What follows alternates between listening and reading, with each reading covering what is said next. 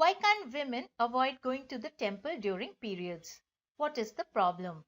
Don't they have the rest of the month and the remaining days of the year to perform any ritual they want and visit any temple they wish? A couple of men have asked me this question in the comments. I find it sad that some men are unable to empathize with women's difficulties. So in this video, let me help dimension their difficulties for you. Let me start by asking all of you a question. What in your mind is the positive benefit that comes to Hindu society if women follow the custom of not doing puja and not visiting the temple on the days of their periods? Is there anything good that can come from observing this custom, which will make it justified and worthwhile? Before you answer, let me point out that God certainly does not think that women are impure and polluting during their periods. For if he did, he would not have said Samoham Sarva Bhuteshu in the Gita, meaning that I am the same towards all living beings, whether they are man or woman. Na me dveshyosti na priyaha. I bear no ill will against any, nor am I partial to one over the other. Ye bhajanti tu mama bhaktya maite teshu chapayaham. Those who worship me devotedly, they abide in me and I abide in them. Even the worst sinner, if he is devoted to me, shall be considered virtuous and will be transformed in no time into a saint. So God clearly does not discriminate between man and woman just because biologically they have some differences. And how can he? He is utterly incapable of any discrimination because God is the very essence of unutterable love. As the Narad Bhakti Sutra number 51 tells us, God is Anirvachaniyam Prema Swarupam. God is of the nature of unspeakable, indescribable love which cannot be measured or understood by the human mind. Therefore, God does not dislike, judge, or hate anyone. It is not possible for God to do so. He is pure love. How can such a loving God discriminate or get offended with women if they enter his temple or do puja during their periods? How can such a loving God think that the temple or the puja will get polluted if menstruating women enter? He cannot and he does not. Another thing to understand is that menstruation is a biological process which God himself created so that a new soul can take birth in this world, work out his or her karma, and get the opportunity to progress spiritually and reach the highest goal of God realization or mukti. So why will God go against something he himself created? Therefore, God does not think that women are impure and polluting during their periods. But then the question arises, how did this custom of menstruating women not doing puja and not visiting the temple on the days of their periods, how did this custom come about? The answer is that this custom came about in historical times when sanitary napkins had not been invented, when cotton and cloth were not plentiful, and when maintaining hygiene during periods was a challenge. Even today in rural India, poor women use rags, leaves, ash, and even soil to absorb their monthly flow. They layer their undergarment with soil and ash since they can't afford a sanitary napkin. It is too expensive. Between food and their own health, they choose food. So can you imagine the difficulties these poor women face? It will make your blood boil in anguish. Many suffer from serious infections and some even die as a result. To understand how much women sacrifice to put food before their children while giving up on their own health, please do read the article which I have linked to below. Also watch the TED Talk given by Arunachalam Muruganatham, who is on a mission to make sanitary napkins accessible to all women. The information will open your eyes to the severe difficulties millions of poor women in India face. And as if their difficulties were not enough, Hindu society further bans women from entering temples, from touching kitchen utensils or puja items on the days of their periods. What humiliation and cruelty we heap on our sisters and mothers. We have absolutely no sympathy or compassion and are just hell-bent on crushing their self-esteem into the ground. All in the name of upholding Hinduism. Such hypocrisy. So to all my brothers who are watching this video, please wake up and help solve this problem your sisters all over India are facing. Instead of wasting your time and energy stopping women from entering temples or doing the puja during their periods, try to help them instead. They will really bless you and you will accrue some good karma. Get rid of this custom of menstrual untouchability in your own home first, and then try to do your bit to ensure that poor women all over India, each and every one of them, has access to sanitary napkins. Start with the poor women who live in the slums around you or who work as help in your homes. Then only will God be really pleased with you and the true Hinduism, full of compassion and empathy, be upheld. Coming back to our discussion, if poor women today are using rags, leaves, ash, and soil, can you imagine what they had to resort to 2000 years ago when cloth and cotton were not plentiful commodities, when there were no roads, trucks, trains, or planes to transport these commodities from one place to the other? Therefore, in ancient times, the concept of sutak, or a period of impurity during menstruation, was observed purely from the point of view of maintenance of shorch or cleanliness. This is the custom which is captured in the Manusmriti. So, cleanliness was the one and only reason why this custom got started. There was no other reason. It was not because God got angry, or that the temple got polluted, or that pran pratishtha of the idol, being a tantric process, produced energies which harmed menstruating women, or that the pranashakti within a woman's body itself got imbalanced. None of these were the reasons. These are all false ideas propagated simply to justify an outdated custom. These theories have no validity from the Shastras. Some people like to go to any lengths to invent all sorts of excuses in order to justify what can no longer be justified. So we must remember that the one and only practical reason why this custom arose in ancient times was to maintain hygiene. And it is understandable with regards to ancient times. At that time, this custom was practical and not repressive. But today, when sanitary napkins are more than sufficient to do the job of maintaining hygiene, this same custom has become repressive.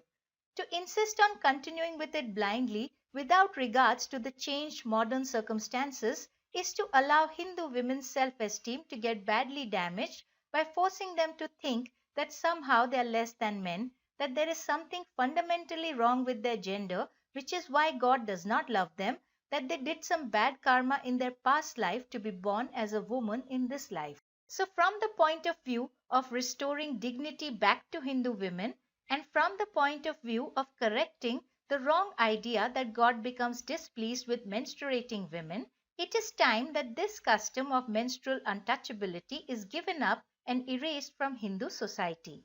But some of you may say, well, if we give up this custom, won't that be looked upon as a weakness? Won't some people go and attack Hinduism even more? Therefore, just to preserve Hinduism, women should follow this custom. To answer the question you posed at the beginning of this video, preservation of Hinduism is the one good thing that can come out from following this old custom.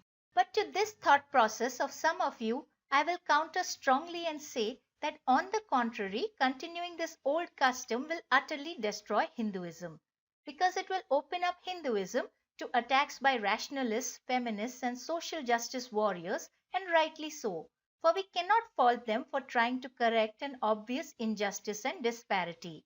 Furthermore, in an era dominated by science and technology, the minds of men and women are becoming more and more rational and logical. Even a little boy or girl's mind is full of many questions. They want rational answers to things. Why is the sky blue? They want a detailed response. Illogical and purely faith-based responses such as God made it this way cannot satisfy them. So as this scientific generation is growing up, as more and more women are getting educated and are entering the workplace, as even rural women get access to information via the internet, such prejudiced customs are bound to make Hindu women question their religion and its associated customs. And if they don't get satisfactory answers, then eventually what will happen is that many women will leave Hinduism and become atheists. The trend has already started. In my own casual conversations with young women in their 20s and 30s, several have said that they're turning to atheism. Why? Because they cannot reconcile this discriminative custom of menstrual untouchability and certain other practices associated with Hinduism in their minds. One woman whose husband is from IIM an institute of higher education, told me. My husband wants me to wear a ghungat or veil during festivals, and he tells me not to do puja during my periods. This is Hinduism. There is really no God. In this lady's mind, she has equated these two repressive customs with the whole of Hinduism and has thrown the whole thing out. Like they say, she has thrown the baby out with the dirty bathwater. Hers is certainly a knee jerk response, but her emotions are understandable, as this is how most people react. So, atheism will be a trend in the future if we don't course correct. Therefore, it is very important that Hindu society reform its prejudiced customs which are not in line with the scriptural teachings of equality of all genders before God and respect for women. Nothing good can come from mindlessly pursuing these old customs of menstrual impurity which have outlived their utility. It will only do immense damage.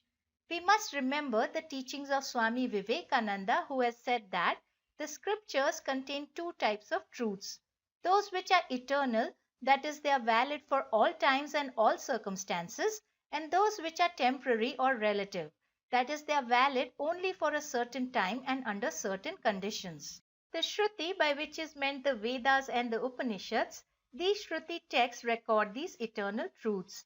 This fact is emphasized by the word Shruti itself, which means knowledge revealed directly by God. The Smritis, on the other hand, are texts which are considered subordinate in authority to the Shruti. These texts record many of the relative non-eternal truths which pertain to social customs prevalent in their time.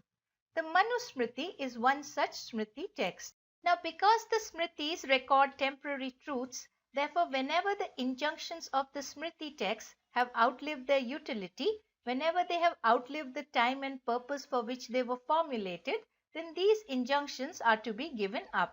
This fact has been emphasized by not only Swami Vivekananda but also by Swami Sivananda of the Divine Life Society, who has said that the laws and rules of the Smritis, which are based entirely upon our social positions, time, and clime, must change with changes in society and changing conditions of time and clime.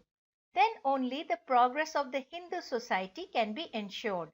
It is not possible to follow some of the laws of Manu at the present time. Society is advancing.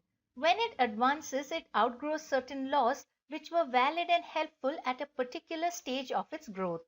Many new things which were not thought out by our old lawgivers have come into existence now. It is no use insisting people to follow now those old laws which have become obsolete. So the custom of menstrual untouchability, of stopping women from entering temples or doing puja or meditation or touching the utensils in the kitchen, it is time now that this outdated custom be boldly given up, for it no longer has any utility. And Hinduism will suffer not even one bit. Instead, it will grow a million times stronger as the Matra Shakti of the nation, instead of being suppressed, is given a helping hand to rise up. As Swami Vivekananda has said, it is very difficult to understand why in this country so much difference is made between men and women, whereas the Vedanta declares that one and the same conscious self, that is God, is present in all beings. Vedanta, of course, is the name given to the highest teachings of the Vedas. You always criticize the women, but say what have you done for their upliftment? If you do not raise the women who are living embodiments of the Divine Mother, don't think that you have any other way to rise. All nations have attained greatness by paying proper respect to women. That country and that nation which do not respect women have never become great nor will ever be in the future.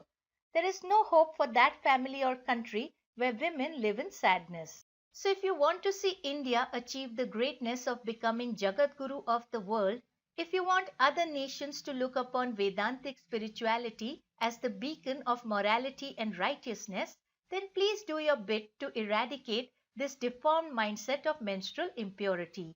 Start with your home.